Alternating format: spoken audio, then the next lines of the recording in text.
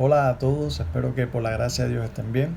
En esta ocasión estaremos compartiendo un pasaje del Antiguo Testamento, un pasaje que se encuentra en el libro de los Salmos, un pasaje maravilloso como por supuesto todos los pasajes de las Escrituras, pero es un pasaje que cuando el pueblo de Dios lo lee, cuando el creyente lo lee, lo medita, es un pasaje que te anima a adorar y a exaltar a nuestro Dios.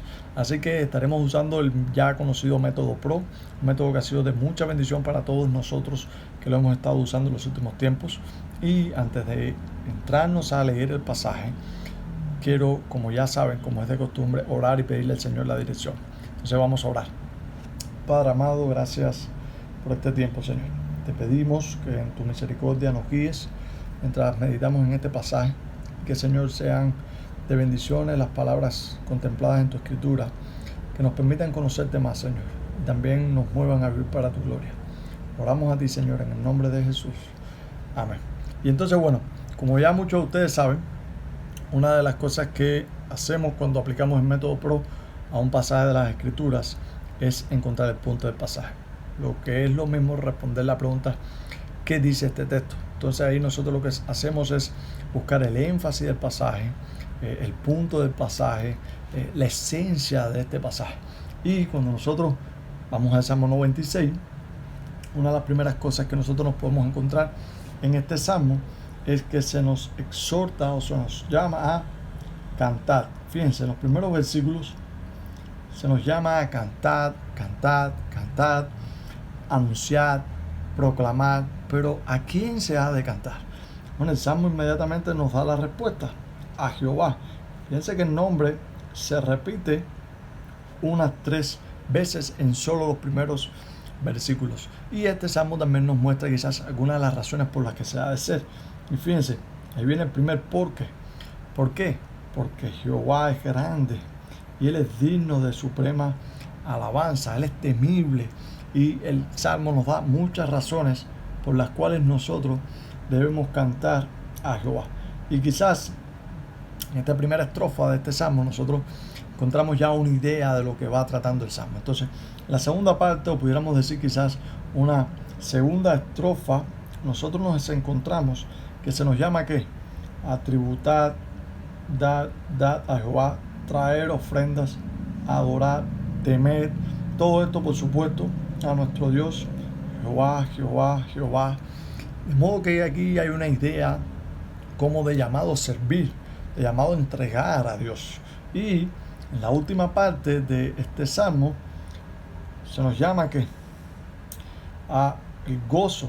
Fíjate que dice, alégrense los cielos, regocíjense el campo. Y es un gozo, una adoración que pudiéramos quizás entender que es de manera general, global.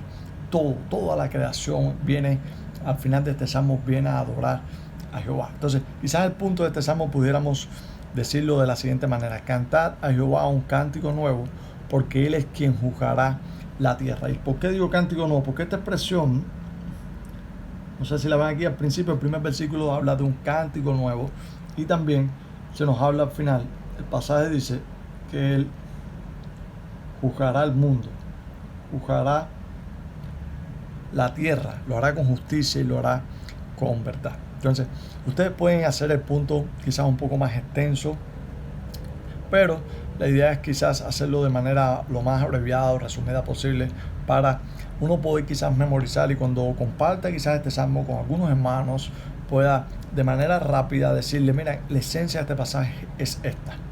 Y es más fácil memorizar quizás una idea y no resumir y no un párrafo resumido. Entonces, una vez nosotros ya tenemos el punto del pasaje, nosotros entonces pasamos a la razón del pasaje. Recuerden, la razón del pasaje responde a la pregunta ¿para qué fue escrito este texto? Y recuerden que esto es un salmo que tenía un propósito dentro del pueblo de Dios. ¿Y cuál es el propósito del pueblo de Dios? Llevar al pueblo, mover al pueblo a adorar a Dios. Ahora bien, si nosotros nos vamos a mirar este salmo y buscamos las razones por las que quizás se escribieron este salmo, se escribió este salmo como quizás todos los otros, una de las razones que vemos, por supuesto, que debemos cantar a Jehová, y la expresión se repite muchas veces, se nos da un porqué aquí, ¿ok? Un porqué, porque debemos hacerlo, Después se nos llama a tributar, dad a Jehová, dad, traer, adorar, temer. Pero miren qué interesante. Jehová reina. Jehová reina. Y al final se nos vuelve a traer la idea de que juzgará al mundo. Y lo hará con justicia y verdad. Entonces, el llamado en este salmo al pueblo de Dios, lo que este salmo tiene como quizás como objetivo o para lo que fue escrito es mover al pueblo de Dios a adorar a Dios. A adorar a Dios porque Él reina, adorar a Dios porque Él es grande, porque Él es digno de suprema alabanza y porque Él juzgará a este mundo con justicia y con verdad. Y esto es quizás una idea de lo que trata este salmo o el propósito por el cual fue escrito este salmo. Y quizás nosotros pudiéramos redactarlo de esta manera: instar a que canten a Jehová un cántico nuevo, porque Él es el Rey que juzgará la tierra. Y esto es interesante, mis hermanos. ¿Por qué les digo esto? Porque a la luz de todos los pasajes de las Escrituras, tanto del Antiguo como del Nuevo Testamento, nosotros podemos encontrar al pueblo de Dios muchas veces adorando a Dios por lo que ha hecho a favor de ellos.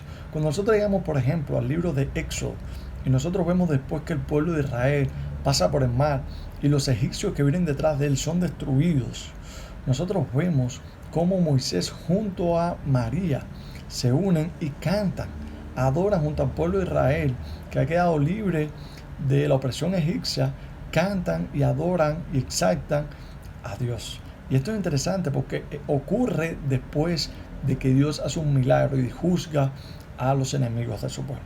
Pero cuando nosotros seguimos la historia del Antiguo Testamento, nosotros podemos quizás encontrarnos no una adoración de manera general como lo hacía todo el pueblo, sino una adoración o un cántico a Jehová de manera muy particular.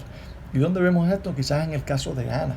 Recuerden a Ana, la mamá de Samuel, en el primer libro de Samuel.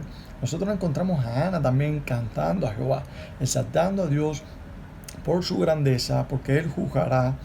Y Ana lo hace después de ¿qué? Después de que Ana llevaba un tiempo sin salir embarazada. Ana no podía tener hijos, pero Dios en su misericordia le permite tener a Samuel. Y Dios es exaltado por esta mujer, porque esta mujer percibe el poder inigualable de Dios en su vida al destruir esta incapacidad de ella de tener hijos y concebir y hacerla concebir de su esposo y tener a Samuel. Pero cuando nosotros leemos los profetas, por ejemplo, el caso de Isaías, nosotros nos encontramos en Isaías que Isaías exhorta al pueblo de manera general a que adore a Dios. No solo porque juzgará el pecado de su pueblo, no solo porque juzgará el pecado de las naciones que han oprimido a su pueblo, sino porque Dios es digno de toda la oración. En Isaías se nos muestra un cuadro hermoso, un cuadro donde el pecado ha sido juzgado, donde las naciones han sido juzgadas y el pueblo viene y adora a Dios con un cántico nuevo. Pero si nosotros seguimos en todo el relato de la Biblia, nosotros nos vamos a encontrar, por ejemplo, en el Evangelio de Lucas, a María, la madre de Jesús, cantando. Y también canta y exalta a Dios, quien también, dice María, juzgará sobre este mundo. Y cuando Cristo nace, nosotros vemos a los ángeles adorando, cantando en el nacimiento de nuestro Señor Jesucristo. Y recuerden a Simeón, aquel que esperaba ver a Cristo. Y cuando Simeón ve a Cristo, Simeón adora y también canta y habla de Cristo como luz a los gentiles y la gloria de Israel. Habla de Cristo como el Salvador, entona alabanzas a Dios al ver a Cristo, a su Hijo. Y cuando nosotros vamos a través de todo el Nuevo Testamento y llegamos al final, al libro de Apocalipsis, ahí se nos muestra una imagen preciosa. Y es la imagen de los redimidos, de todos nosotros, de todos los que hemos creído a través de la historia en el sacrificio de Cristo, los que hemos creído en su justificación. Dice el libro de Apocalipsis que nos reuniremos en su presencia. Y ahí en su presencia, dice el pasaje, nosotros adoraremos al Cordero que ha sido inmolado. Adoraremos a Jesucristo por su sacrificio. Porque en la cruz de Calvario derrotó a nuestro enemigo, a Satanás, derrotó a la muerte. Y nosotros ahora estaremos en su presencia adorándole. Y esto es interesante, mis hermanos, porque a través de todas las escrituras nosotros podemos ver al pueblo de Dios adorando a Dios cuando Dios mostró su poder a favor de ellos. Pero quizás tú estás viendo este video y tú no eres de esos que son motivados a adorar a Dios. Quizás es la razón porque aún no has creído en Cristo. El hecho puede ser de que tú no ves a Cristo como ese gran vencedor de Satanás y del pecado que aún domina tu vida. Pero si tú crees en el sacrificio de Cristo, si tú crees en su resurrección, si tú te arrepientes de tu pecado y vienes a Cristo con fe, con arrepentimiento y lo aceptas como el Señor y Salvador de tu vida, quiero decirte que tú también serás movido. Tú también sentirás en tu corazón, en lo más profundo de tu corazón, adorar a Dios, exaltar a Dios. También querrás, como muchos de nosotros, verte en el libro de Apocalipsis, en esa escena final, donde todos los creyentes de todos los tiempos, de todas las naciones, de todas las lenguas, de toda tribu, viene delante del Cordero y se postra delante de Él y lo adora por toda la eternidad. Eso solo lo vivirás en tu vida si crees en Cristo como tu Señor y Salvador. Así que, entendiendo esto, nosotros pudiéramos pasar a lo que es la orden del pasaje. O quizás pudiéramos responder la pregunta, ¿qué se nos demanda en este pasaje? ¿Qué debemos hacer en este pasaje? Bueno, que más claro que en este pasaje que se nos exhorta, se nos demanda que cantemos, que alabemos a nuestro Dios, que exhortemos, que hablemos de las maravillas de nuestro Dios. Fíjense, de nuevo, una vez más, pasamos de nuevo a través del pasaje y miren de nuevo, cantar una y otra vez, las razones de por qué debemos hacerlo. También se nos llama a servir a Dios. Mis hermanos, la idea no es, el tributar no es solo traer ofrendas. También nosotros, dice, debemos darle la gloria, el poder a Dios. De modo que nosotros somos llamados, somos exhortados a adorar a nuestro Dios. Y nuestra adoración no debe ser solo de palabras, debe ser también en hechos. Debe hacerse con gozo. Fíjense, alégrense, regocíjense. Debe ser también con alegría. Por eso debemos obedecer a nuestro Señor. Y esta obediencia a nuestro Señor debe ser como una expresión de nuestra adoración. No solo cantar con nuestros labios, sino que nuestra vida también adora al Señor. Por eso quiero hacerte una pregunta. A ti que eres creyente, ¿estás adorando al Señor? ¿Estás honrando a Dios? No solo con palabras, sino también con tus hechos, con tu vida. Así que, si no lo estás haciendo, este salmo te exhorta y te anima a hacerlo. Adoremos a nuestro Dios, alabemos a nuestro Dios. Así que, hermanos, este salmo debe ser algo que debe motivarte. Estas palabras contempladas por este salmo deben motivarte a adorar, a honrar y a servir a nuestro Dios. Así que sin más, me despido. Que Dios les bendiga.